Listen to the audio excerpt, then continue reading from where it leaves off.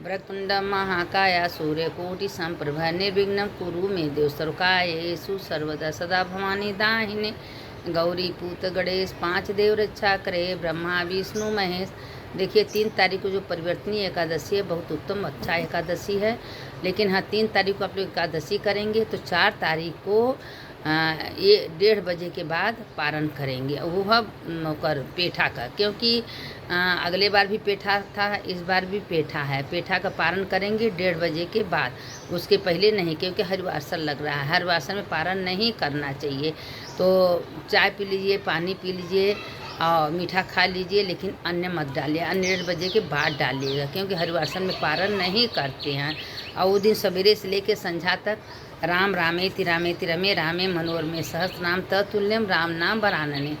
इसीलिए पूरा एकादशी का पहले नाम सुन लीजिए। मार्गशीर्ष में उत्पन्ना एकादशी, मोक्षदा एकादशी, पौष मास में सफला एकादशी, पुत्रदा एकादशी, माघ मास में षठतीरा एकादशी, जया एकादशी, फागुन मास में विजया एकादशी, आमलिकी एकादशी, चैत मास में पाप मोचनी एकादशी, कामदा एकादशी, वैशाख मास में बरूथनी एकादशी, मोहिनी एकादशी, जेठ मास में अपरा एकादशी, निर्जला एकादशी, आषाढ़ मास में योगिनी एकादशी, पद्मा एकादशी, श्रावण मास में कामिका एकादशी, पुत्रदा एकादशी, भाद मास में अजय एकादशी, परिवर्तनी एकादशी, अश्विन मास में इंदिरा एकादशी, पापा कुशा एकादशी, कार्तिक मास में रमा एकादशी, हरि प्रबोधनी एकादशी, पुरुषोत्तम मास में पद्मिनी एकादशी, हरि बल्बा एकादशी। ये सब नाम जो है नाम लेना चाहिए। अब देखिए परिवर्तनीय एकादशी है कि भगवान 4 महीना जब सोते हैं तो 2 महीना हो गया, 2 महीना भगवान करवट लेते थे, इसलिए उनका नाम परिवर्तनी वामन एकादशी है, पद्मा एकादशी। इस एकादशी में द्वादशी को चावल दही का दान जरूर करना चाहिए। वामन भगवान का पूजा करना चाहिए। वामन भगवान के मन में याद करके उनको बैठा के उनको तुलसी का पत्तर है और सारे सामान है रोरी रबीर करके उनको बैठा के पूजा करना चाहिए। परिवर्तनीय एकादशी का कथा सुनिए। भाद्रपद मास के शुक्ल पक्ष की एकादशी को क्षीर सागर में 4 मास के शयन के मध्य भगवान करवट बदलते हैं। निद्रागम भगवान के करवट परिवर्तनी के कारण ही इसका शास्त्रीय नाम परिवर्तनी एकादशी है। आज के दिन भगवान के वामन अवतार की भी पूजा की जाती है। भगवान विष्णु के बौने रूप वामन अवतार की यह पूजा वाजपेयी यज्ञ के समान फल देने वाली है तथा समस्त पापों को नष्ट करने वाली है। वामन भगवान की पूजा के कारण कुछ व्यक्ति इसे वामन एकादशी भी कहते हैं। इसके दूसरे दिन मनाई जाती है। वामन जयंती भी इसको कहते हैं। धर्मराज युधिष्ठिर ने कहा, हे माधव, भाद्रपद मास के शुक्ल पक्ष की एकादशी का नाम विधि विधान तथा महाशय विस्तार पूर्वक जानने की मेरी अभिलाषा है। यह कृपा करके इस बारे में कुछ भी बताइए। श्री कृष्ण भगवान ने कहा, हे राजन, सब पापों को नष्ट करने वाली और स्वर्ग प्रदायक उत्तम वामन एकादशी का व्रत हम आप लोगों से बता रहे हैं। इसको सुनिए। महाशय, मैं तुमसे कहता हूँ, ध्यान पूर्वक सुनो। यह एकादशी जयंती एकादशी भी कहलाती है। इसका व्रत करने से वाजपेयी यज्ञ का फल प्राप्त होता है। पापियों के पापों का नाश करने के लिए इससे बढ़कर अन्य कोई उपाय नहीं है। जो मनुष्य इस एकादशी के दिन मेरे सामने मेरे वामन रूप की पूजा करता है वह तीनों लोकों की पूजा कर लेता है।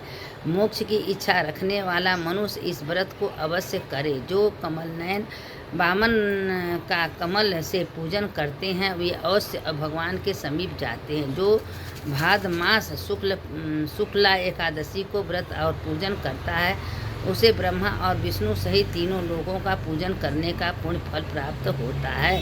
सभी को इस परिवर्तनीय एकादशी का व्रत अवश्य करना चाहिए, क्योंकि इस दिन भगवान विष्णु क्षीर सागर में अपने 4 मास के शयन के मध्य करवट बदलते हैं। भगवान के ये वचन सुनकर युधिष्ठिर बोले, हे भगवान, मुझे अति जिज्ञासा हो रही है कि संपूर्ण सृष्टि का संचालन करते हुए आप किस प्रकार सोते और करवट लेते हैं। किस प्रकार राजा बलि को आपने वचन में बांधा और वामन रूप रखकर क्या क्या लीलाएं की। आपके करवट बदलने के उपलक्ष्य में हमको क्या करना चाहिए यह बताइए। आप विस्तार पूर्वक मुझसे कहिए। श्री कृष्ण ने कहा, हे राजन, अब आप सब पापों को नष्ट करने वाली इस कथा को ध्यान पूर्वक सुनिए। त्रेता युग में बलि नामक एक दैत्य मेरा परम भक्त, अत्यंत दानी, सत्यवादी तथा ब्राह्मणों का सेवक था। यज्ञों में प्रभाव से उसने इंद्रादिक सब देवताओं को जीत लिया था। उसने देवलोक पर अपना अधिपति जमाकर सभी देवताओं को स्वर्ग से भगा दिया था और संपूर्ण लोकों का स्वामी बन गया। आकाश, पाताल और पृथ्वी तीनों की लोक उसके अधीन हो गए थे। तब देवर्षियों ने सहित इंद्रादि सब देवताओं भगवान के पास जाकर उनका पूजन और स्तुति करने लगे। उन्होंने राजा बलि के अत्याचारों से मुक्त दिलाने की भगवान से प्रार्थना की। भगवान ने वामन रूप धारण कर अवतार लिया और राजा बलि से 3 पग भूमि मांगी और फिर अपने तेजस्वी रूप से राजा बलि को पाताल लोक में भेज दिया। यह वार्ता सुनकर राजा युधिष्ठिर ने पूछा, हे जनार्दन, आपने वामन रूप धारण करके उस महाबली दैत्य को किस प्रकार जीता? श्री कृष्ण भगवान बोले, मैंने वामन रूप धारण धर कर बलि से 3 पग भूमि की याचना करते हुए कहा कि मुझको 3 पग भूमि दे दो, इससे तुझे 3 लोक के दान का पुण्य प्राप्त होगा। राजा बलि ने इससे तुच्छ याचना समझकर मुझसे कहा कि 3 पग भूमि तो कुछ भी नहीं होती। मैंने उससे 3 पग भूमि देने का संकल्प ले लिया। अपने त्रिविक रूप को बढ़ाकर भूलोक में पद, भ्रुवलोक में पेट, जनलोक में हृदय, यमलोक में कंठ की स्थापना कर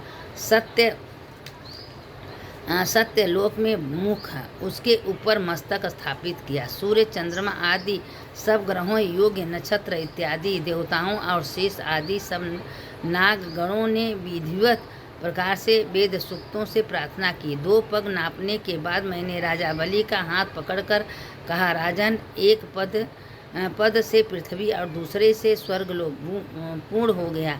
अब तीसरा पैर कहाँ पर रखूं? तब बलि ने कहा कि अपना सिर झुका लिया और मैंने अपना पैर उसके मस्तक पर रख दिया। इससे मेरा वह भक्त पाताल को चला गया। उसकी विनती और नम्रता को देखकर मैंने कहा, हे बलि, मैं सदैव तुम्हारे निकट ही रहूँगा। विरोचन के पुत्र बलि के कहने पर वहाँ पर भाद्रपद शुक्ला परिवर्तनी एकादशी के दिन बलि के आश्रम पर मेरी मूर्ति स्थापित हुई और दूसरी क्षीर सागर में शेषनाग के पीठ पर हुई।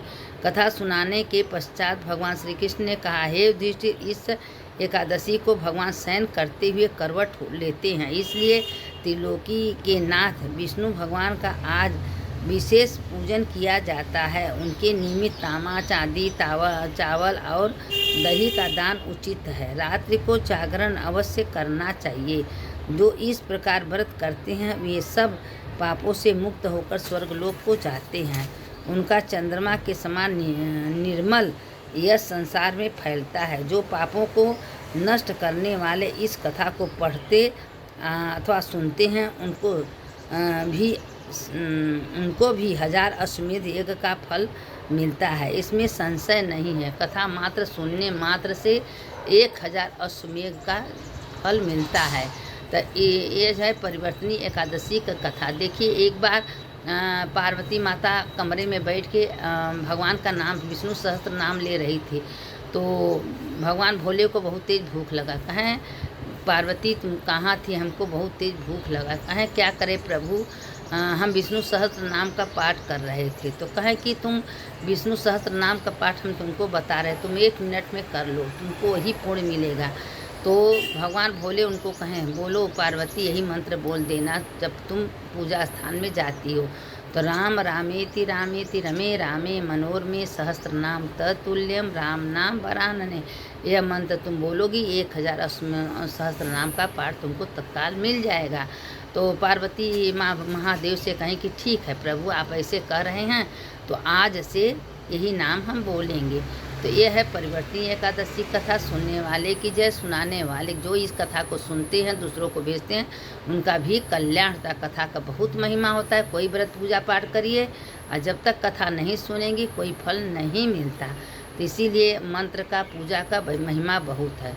सदा भवानी दाहिने गौरी पूत गणेश 5 देव रक्षा करे, ब्रह्मा विष्णु महेश अच्युतम केशवम राम नारायणम कृष्ण दामोदरम वासुदेवम हरि श्रीधरं माधवं गोपिका वल्लभं जानकी नायकं रामचंद्रं भजेऽहं। राम रामेति रामेति रमे रामे मनोरमे सहस्रनाम तत्तुल्यं राम नाम वरानने। जो भी सुनता है उसका भी जय होता है, जो सुनाता है उसका भी जय होता है।